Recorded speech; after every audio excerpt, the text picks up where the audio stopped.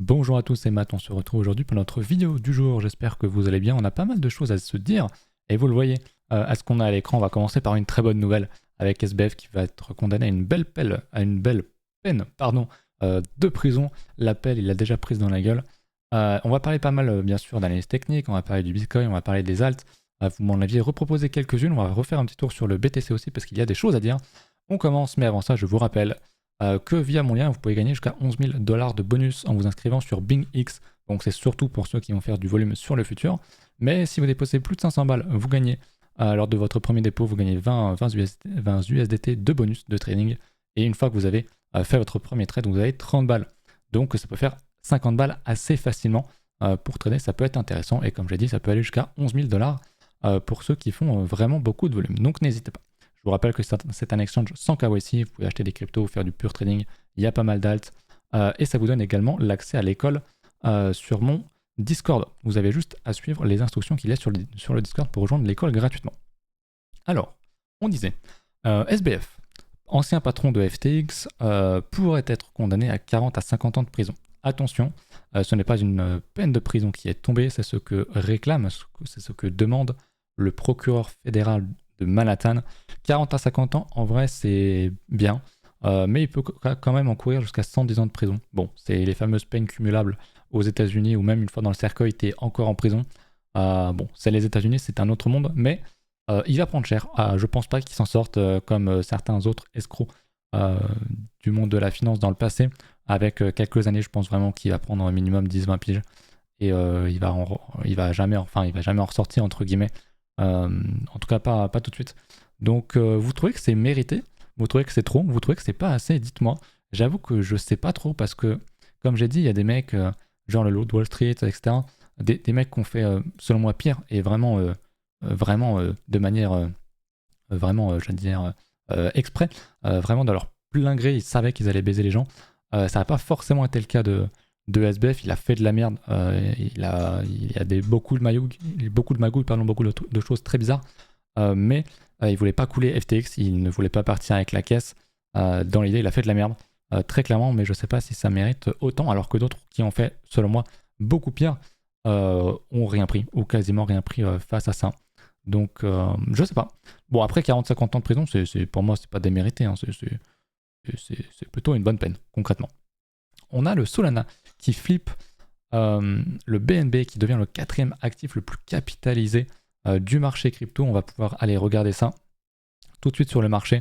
Donc Bitcoin premier, Ethereum second, ça ce sont des cadres, ce sont les piliers de la crypto, ça ne change pas et je pense que c'est pas prêt de changer.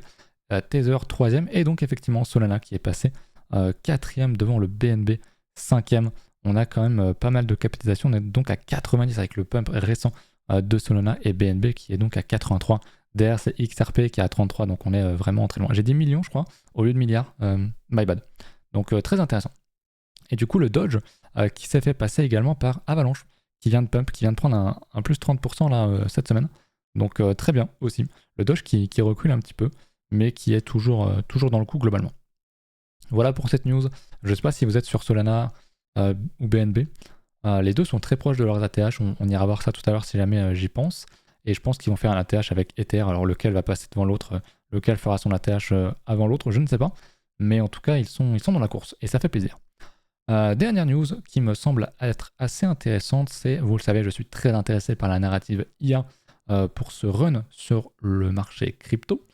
Et il y a CoinGecko qui a sorti un rapport pour savoir quels étaient les pays qui étaient le plus intéressés dans cette narrative-là. Donc le top 15 des pays, il y a quand même la France, ça fait plaisir, on est quand même pas très haut, c'est dommage, on est à 2,1%, on est un petit peu dans le ventre mou, même plutôt dans le bas du classement, on est quasiment au niveau du Nigeria, c'est un peu dommage, on mériterait peut-être un peu plus. Bon, les États-Unis, ça m'étonne pas trop, les Anglais non plus, la Turquie quand même, 6,5, c'est pas mal, honnêtement. L'Inde aussi qui est pas trop mal. Bon, après, il y a le détail, hein, je vous laisserai mettre pause ou regarder sur CoinGecko leur rapport, mais je trouvais ça intéressant parce qu'il y a quand même la France, donc petit cocorico au passage, c'est quand même important. Voilà. On retourne sur le marché, j'ai oublié. Petit point dernier, au niveau des ETF, au niveau de l'inflow de l'ETF, je vous avais montré la dernière fois les 1000 millions, donc le milliard d'entrées le 12 mars. Depuis, ça s'est un petit peu quand même ralenti. On était à 600 millions, 130. Là, on était à 200 le 15. On n'a pas encore les chiffres d'aujourd'hui. Évidemment, on les aura demain, j'imagine. Mais voilà, ça achète encore des bitcoins via les ETF. Donc, c'est à suivre. Petite pensée à ceux qui, le 1er mars, ont vendu. Ils doivent être en train de se manger les boulettes actuellement. donc voilà, c'est très bien.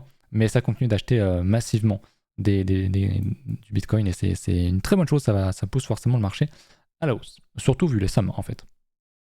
Bref, petit retour sur Bitcoin. En hebdomadaire, on a clôturé et on n'a pas cassé du coup en hebdomadaire l'ancien ATH, ok, qui était 69 000 $. On ne les a pas cassés. Ici, en hebdomadaire, malheureusement, sur la clôture, on ne laisse qu'une mèche, ce qui n'est jamais forcément très bon signe. Maintenant, vu la tendance de fond, on va finir par les casser. On va peut-être rejeter, peut-être dump, peut-être aller les recasser assez rapidement. Donc c'est à suivre. Mais pour l'instant, on est plus en mode stand-by, en mode on l'attend, on réfléchit. On va voir ce qui va se passer. Je vous montre pour Compact, c'est pas forcément quelque chose de mauvais. Si on regarde le SP, typiquement, qui avait fait son ATH et qui l'avait réintégré la semaine d'après pour finalement tout racheter à la hausse et repartir assez rapidement. Je pense que c'est quelque chose, c'est un schéma qui est possible sur Bitcoin. Maintenant, c'est vrai qu'il est quand même vachement en avance sur son cycle en comparaison des autres en termes de structure, en termes temporels vis-à-vis du halving. Mais comme je l'ai dit, il ne doit pas forcément dump. Tu sais pas comment est-ce qu'il peut monter derrière. Peut-être qu'il va exploser à la hausse, mais beaucoup moins fortement que le reste du temps, du passé, et qui va en fait péter et énormément consolider, ce qui pourrait donner lieu à une très très belle alt season par exemple, ou alors il va prendre très cher, venir rechercher les 50K, pour moi c'est un niveau qui est tout à fait possible, et vendre un petit peu la news du halving et donc réaliser le fameux sell the news. Pour moi c'est un petit peu les deux schémas que j'ai, donc j'attends, mais voilà, dans tous les cas c'est des ranges, même ça serait un range, simplement on irait beaucoup plus à la baisse qu'à la hausse, mais ça reste des ranges, tout simplement. Au niveau du H4, on est toujours sur résistance, donc l'ancien ATH est ici. On voit qu'on a bien intégré, on est en train de retester, je pense on peut potentiellement revenir rechercher encore un peu plus bas ma zone. Vous saviez que j'avais une zone d'achat, enfin une zone d'intérêt qui m'intéressait entre 62 000 et globalement les 64 000 et quelques. Donc on l'a touché, on l'a tagué, je pense qu'on peut aller quand même un peu plus bas. On a le temps, ça fait pas de mal de purifier un petit peu le marché. Il y a pas mal de conneries qui se passent en ce moment sur le marché. J'ai vu tout à l'heure un shitcoin qui avait brûlé sans faire exprès. En tout cas, soi-disant, sans faire exprès, toute la liquidité, tout l'investissement des gens qui avaient investi dans la pre-sale, je crois. Le truc a été listé extrêmement rapidement sur Planet Exchange qui ne se sont pas gênés pour vous prendre vos fees, tout simplement. Et le truc avait explosé à la hausse. Donc bon, c'est les mêmes coins, ou les conneries coins, appelez ça un petit peu comme vous voulez. Mais c'était quand même assez intéressant de voir ce genre de choses sur le marché. Ça reflète très bien l'état de marché actuel au niveau de la psychologie. Bullish, voilà, c'est bullish. Tu fais de la merde, ton token il pump. C'est la crypto, frère, t'inquiète. C'est le bull run, c'est normal. Voilà. Voilà pour Bitcoin, globalement au niveau du prix. Le reste, on s'en fout un petit peu. J'ai pas regardé, c'est vrai, aujourd'hui un petit peu comment ça se passait au niveau de la dominance.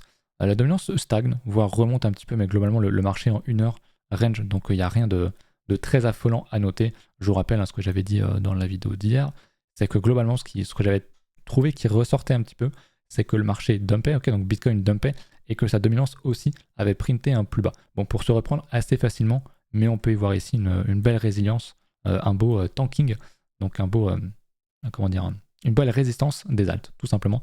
Et ça, j'aime bien, c'est bullish, vous le savez. Au niveau de coin analyse, je vous avais montré également qu'on a ici énormément de ventes, une énorme pression à la vente au niveau du market. On le voit grâce au CVD. On voit qu'on fait un large plus bas ici, qu'on enchaîne vraiment les plus bas sur le CVD, alors que le cours tient largement son plus haut, que graphiquement c'est toujours aussi, ok, on a un creux qui est plus haut que son précédent, donc c'est quelque chose d'absolument haussier pour l'instant, c'est peut-être un range, mais c'est haussier. Par contre, on voit vraiment une très très grosse pression à la vente très récemment. Donc moi, ça me fait penser qu'il y a pas mal de gens qui paniquent à la vente ici. Et qu'il y a pas mal de gens en face, forcément, qui sont en order limit, parce que je vous rappelle que ce ne sont que les market orders, et il y a des gens qui sont en face, en limite, qui rachètent petit à petit du Bitcoin, ce qui l'empêche de dump. Et donc, s'il y a des gens qui rentrent en limite avec du gros pognon, c'est sans doute que il y a en réalité non pas une grosse pression à la vente, enfin il y a eu une pression à la vente, mais qui a été tankée justement par celle qui est à l'achat. Et ça se fait sur une petite variation de prix. Donc je pense qu'on a un potentiel pour aller chercher beaucoup plus haut. Mais comme je l'ai dit, on peut pousser l'exagération de la vente market beaucoup plus basse pour aller vraiment chercher des niveaux complètement débiles pour trouver des niveaux plus bas. Donc je suis pas en train de dire qu'on a un bottom ici, mais j'aime quand même beaucoup ce qu'on voit ici. On va peut-être refaire des divergences encore et encore et encore. On l'a déjà fait même sur du H4. Ça peut durer longtemps cet état de con un petit peu, mais c'est dans tous les cas une très bonne chose. Je vais zoomer un petit peu pour voir ce qui se passe sur le 15 minutes. Ici on le voit très bien. Pareil, on voit qu'on fait un plus haut sur le cours. Hop, je vous le remontre. Hop, hop, hop. On voit qu'on fait un plus haut sur le cours. Ici, donc on a un creux, un autre creux qui est plus haut. Et sur le CVD, on fait un plus bas. Donc pareil, une grosse pression à la vente qui est tankée finalement par les ordres limites. Donc potentiellement une absorption. On voit que ça a quand même bien donné. Donc je ne sais pas si ça ira plus haut, mais effectivement, on en voit comme ça quelques-uns, hein, je vous avais dit. Hein. Ça, c'est le genre de truc qui peut se trader assez facilement. Donc j'aime bien. Je vais retourner quand même sur mon H4 pour la prochaine fois. Et puis écoutez, je pense que c'est l'heure de passer sur Ethereum. Sur les alts, tout du moins, en tout cas. On va pas faire un long point parce que j'en ai quand même pas mal parlé hier et la vidéo d'hier, vous l'avez vraiment vue. Elle a explosé mes stats habituelles, donc merci pour ça, merci pour le soutien. Il y a eu énormément de pouces bleus, je le regarde très rarement, mais je crois que je suis à 100%. En tout cas, la dernière fois que j'avais regardé, j'étais à 100%. Donc grand merci pour ça, ça fait vraiment plaisir. J'ai gagné beaucoup d'abonnés aussi. Donc pour les nouveaux qui me découvriraient, n'hésitez pas à vous abonner, ça fait toujours plaisir. Au niveau des terres, ça n'a pas trop bougé. On va regarder un petit peu le H4 pour comparer à BTC, mais globalement, on est dans la même zone de retest, etc. Donc il n'y a pas grand chose à noter. J'y pense d'ailleurs. Au niveau de la liquidation map, on voit qu'on a beaucoup de niveaux théoriques au-dessus. On le voit notamment parce qu'on le sait, parce qu'il y a beaucoup de gens qui sont en market sell, donc qui sont short. Donc forcément, ça crée des niveaux de liquidation théoriques, je le rappelle, au nord, donc au-dessus des 74 000, donc sur la TH tout simplement. On a encore un petit niveau qui vient d'être créé, donc je ne serais pas étonné qu'on vienne recombler un petit peu ce support, qu'on vienne le retravailler potentiellement. C'est pas impossible pour repartir derrière à la hausse, pourquoi pas. Voilà, c'était un petit point que je voulais quand même vous remontrer. J'avais peur d'oublier. Voilà pour Ether, globalement, ça ressemble quand même beaucoup à BTC. On va regarder sa paire face au Bitcoin qui dump. Donc Bitcoin est toujours plus fort qu'Ether depuis encore un petit moment. On a quoi on est toujours dans ce range. Et donc j'attendrai vraiment qu'on casse tout ceci par le haut pour vraiment dire ok, Ether va dominer le marché. Je suis désolé si vous entendez le téléphone qui sonne en fond. Mais voilà, pour l'instant, il se passe rien. Bon, il y a quand même beaucoup d'intérêt sur les alts, même sur Ether qui perf quand même forcément. Mais il ne se dégage pas énormément de Bitcoin pour l'instant, qui lui a déjà fait un ATH qui est très très très très fort, qui est dans une tendance haussière en hebdomadaire qui est vraiment absolument phénoménale. Mais ça ne serait trop tardé pour Ether. Je vais vraiment attendre qu'on casse ce niveau pour moi commencer à dire c'est le début du bull run. Parce que pour moi on est en bull market, ok, donc dans un marché aussi. Dans le bull run, dans vraiment la phase débile, la phase d'euphorie, on n'y est pas encore. Enfin, on n'a pas atteint le... On n'y est pas encore, tout simplement. Même s'il y a eu de très grosses conneries sur pas mal d'alts, que ça explose énormément à la hausse, ça reste un petit aspect du total. Selon moi, je vous le remontre par rapport au market cap du marché des alts, donc sans Bitcoin, sans Ether, on est encore très très loin. À chaque fois, on fait des plus hauts. Okay. La dernière fois, on avait fait 235%. Donc là, j'ai mis une target sur un plus 100%, donc sur une target qui est quand même beaucoup moins, qui est un petit peu réserviste. Ok. Mais c'est normal parce que techniquement, la théorie des cycles veut qu'on fasse de moins en moins d'amplitude avec le temps. Donc c'est une target qui est tout à fait réaliste. Et on voit que, bon, je suis en vraie échelle, hein, je suis en linéaire, je ne suis pas en log. On voit que, globalement, on vient d'avoir une lancée, mais il y a encore pas mal de potentiel à aller chercher. Depuis notre début de momentum, on a fait globalement 50%. On a encore 214 à faire. Donc il y a encore un gros potentiel. On est encore très tôt dans le cycle pour moi. Voilà au niveau d'Ether. Est-ce qu'il y avait une alt que je voulais vous évoquer en particulier? On a ERN de notre côté, qu'on avait pas mal chill dans l'école, qui casse son gros range, qui avait fait une structure, une des plus belles structures, avec un très beau range comme on le voit ici. Mais surtout, on l'avait pris ici parce qu'il y avait eu une très très belle configuration, avec un très beau double bottom, même triple bottom, qu'on avait cassé. Certains sont même rentrés en levier via le document que j'avais fait sur cette technique justement. Dans l'école, on est déjà en 300%, donc c'est très très bon, c'est une belle alt, c'est un très beau graphique. Franchement, des comme ça, il n'y en a pas énormément. Donc super. Pour moi, pour quelqu'un qui voudrait rentrer là-dedans, bon, évidemment, ça ne se fait pas ici, c'est juste du FOMO, donc Fear of missing out, la peur de rater le train, la peur de rater tout ça. Il faudra attendre un bon gros retracement, revenir rechercher les anciens plus hauts ici du range. Est-ce qu'on le fera? Je ne sais pas. Par rapport au top, ça fait quand même un moins 42%. C'est... Attends, moins 42 ou moins 62? Je suis pas sûr d'avoir bien vu. Je suis un peu loin de l'écran. Ouais, moins 42%. C'est pas impossible. Hein. Il y a des alts qui ont déjà pris beaucoup plus cher. Donc rien n'est impossible. Mais pour quelqu'un qui en veut absolument, pour moi, c'est ici ou jamais. Ouais, même si l'idéal, ça aurait été sur la structure ici. Mais le ERN est quand même très beau. Je vais regarder du coup les commentaires que vous m'aviez laissés pour regarder un petit peu les alts que vous voulez que j'analyse. On va regarder le RSR qui a été demandé. Avec d'ailleurs pas mal de volume. Hein. Pas mal de volume à la cassure, en tout cas à l'expansion. On voit qu'il y a quand même pas mal de volume si on compare par rapport au passé. Beaucoup de volume depuis la structure de bottom, donc c'est super intéressant. Ça, c'est vraiment quelque chose que l'on veut voir. Alors moi, je mettrais quand même une belle résistance ici, ok, dans toute cette zone-là. Allez, je vais même prendre... Allez, en réalité, j'ai essayé de faire quand même un peu plus petit. Donc on est encore dans la structure de range, selon moi, même si on a fait de très belles structures. On le voit ici, on avait fait un petit double bottom, on pourrait même en voir un peu plus gros de cette manière. Donc la structure à acheter pour moi était ici. Si on je pense pas qu'on la reteste. On l'avait retesté d'ailleurs, on voit qu'on avait fait une belle mèche. Hein. On l'avait cassé ici, puis on a fait une belle mèche de retest. Donc pour moi, l'entrée était là, très, très clairement là-dedans. On est encore assez tôt. Donc je comprendrais quelqu'un qui en voudrait ici. Après, c'est dommage d'acheter après autant de bougies vertes. Mais dans un marché aussi, comme je l'ai dit, hein, des bougies rouges, t'en as pas énormément. Donc il faut être capable de les prendre. Par rapport au top, on est quand même en moins 30%. C'est quand même pas rien. Donc je préfère vraiment quelqu'un qui va un petit peu FOMO sur un début de momentum. Même s'il va se faire avoir, même si on va peut-être retester un peu plus bas.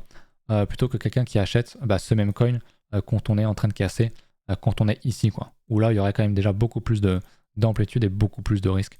Donc pourquoi pas, honnêtement, le RSR est intéressant. C'est pas moi ce que j'achèterais, comme je dit, c'est pas les narratifs qui m'intéressent, et c'est pas la plus belle structure. Moi, j'ai vraiment pris les trucs les plus beaux possibles pour faire les plus beaux profits, et pour l'instant, ça marche vraiment très bien, d'autant plus qu'on est encore en début de cycle, donc je n'ai qu'une hâte, c'est d'être l'année prochaine, honnêtement.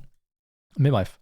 Donc intéressant, RSR, qui contrairement à d'autres alts, qui n'est pas encore au top de son range, prêt à péter, donc il est encore un petit peu en dessous, donc c'est encore accumulable, on va dire. Tout simplement. Ah oui, on parlait de Jupiter, donc récent airdrop, qui a fait beaucoup parler. Je peux pas l'avoir ailleurs, voilà le Jup, comme ça sur Binance, on est sûr d'avoir des très bons graphes. Je vais quand même vérifier qu'on ne l'ait pas.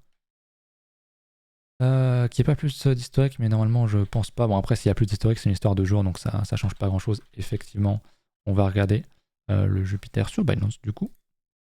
On va se mettre en H4, très bien. Alors tu m'as dit que tu es rentré à 0,59, ce qui est pas mal, honnêtement. On va même se mettre en daily en fait. 0,59, donc on voit, moi déjà le point que je vois ici une belle structure, un très beau double bottom, un très beau retest.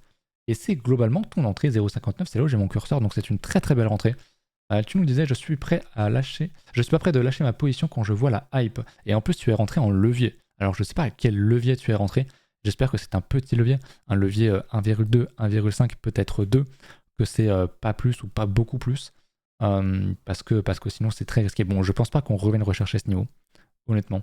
Il a bien explosé. Après, on sait jamais. Hein, les coins récents. À moins 60%, encore une fois, c'est possible.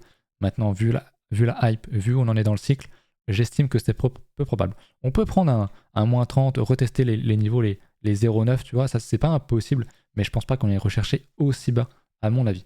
Maintenant, si t'es rentré en levier ici, concrètement, t'es en 169% plus, enfin fois ton levier, j'espère au moins que tu as sorti ta mise de départ, comme ça, même si il y a un crash, un scénario noir, et ben au pire, tu sors, t'auras rien perdu parce que tu auras sorti ta mise de départ avant. Ça, j'espère quand même que tu l'as fait au moins en partie, que tu comptes le faire quand même assez intelligemment, parce que c'est bien de faire des très bons coups, mais il ne faut pas trop s'y attacher non plus.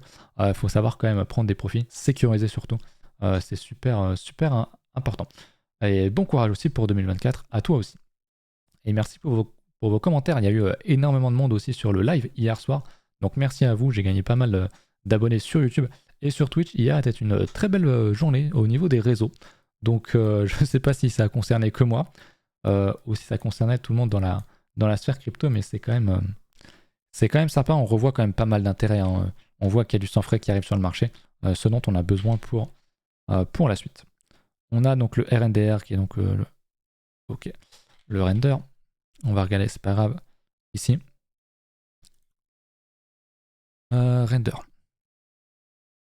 Je pense qu'on a quand même un peu plus d'historique, voilà.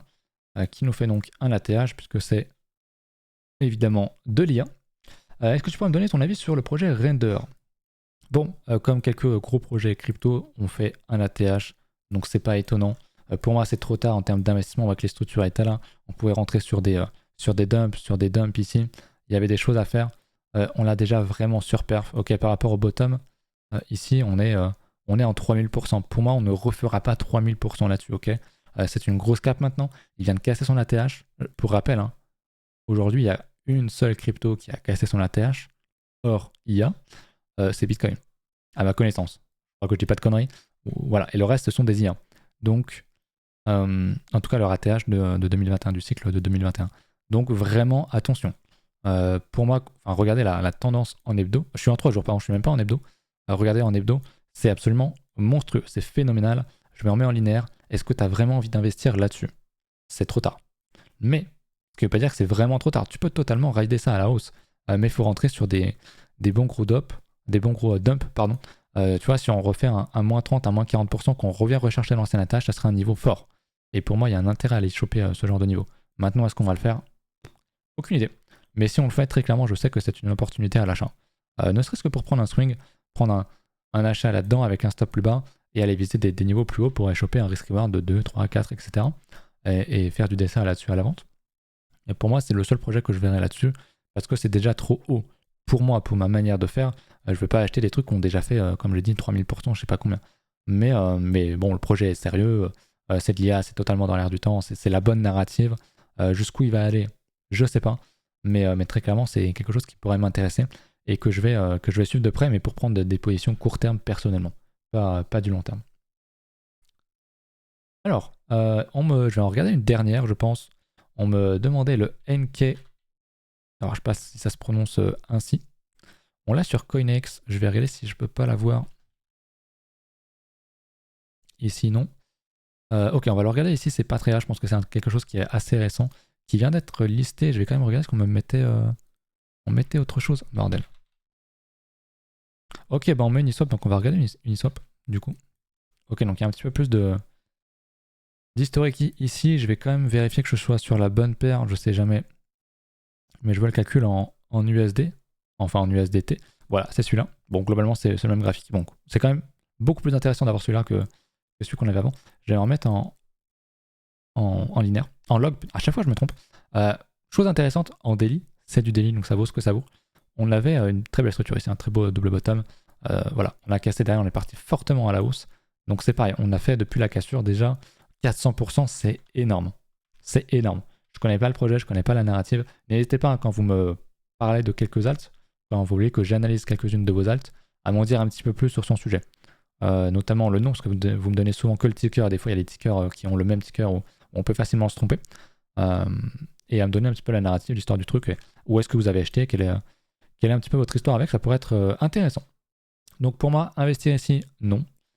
C'est compliqué. En hebdo, il y a quand même très peu de graphiques. J'aimerais, mais ça serait vraiment super qu'on vienne retester ce niveau-là, cet ancien niveau-là.